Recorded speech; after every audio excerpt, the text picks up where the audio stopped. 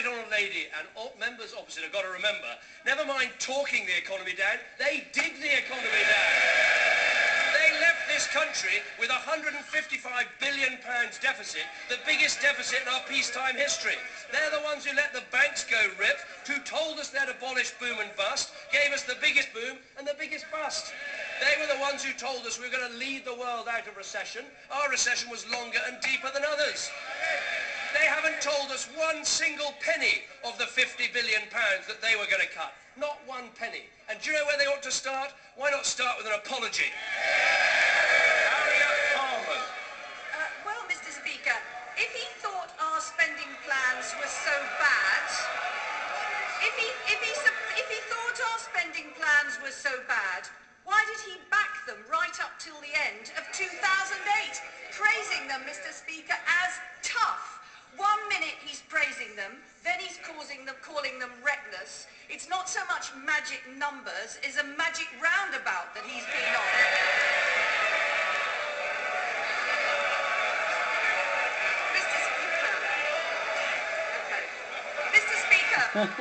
Mr. Speaker, we all agree that the deficit needs to come down. But will he promise that in the budget next week he won't hit the poorest and he won't throw people out of work? Does he agree with us that unemployment is never a price worth paying? Well, Mr. Speaker, the figures were wrong and the jokes weren't much good either.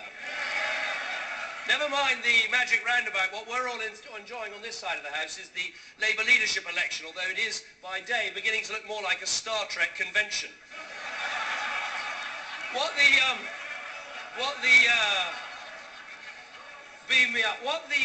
honourable lady has got to answer is before the election, they set out £50 billion of cuts, but not a single penny aligned to a single programme. Not 1 pence of the 18 billion they were cutting off capital spending aligned to one single bit of capital expenditure. So before she starts challenging us about cuts, they should first of all apologise for the mess that they've left. Second of all, tell us where the cuts were going to come to under their government. And third of all, recognise that a responsible party in coalition is actually dealing with the deficit and the mess that they left behind. Sir Alan Hazelhurst.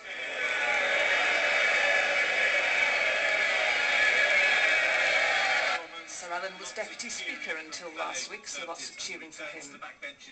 Despite the huge satisfaction felt in my constituency at the government's decision not to proceed with the second runway at Stansted Airport, is my right honourable friend aware that blight and uncertainty still overhangs the communities closest to the airport? And will he look to see if other measures can be taken to provide them with longer-term assurance?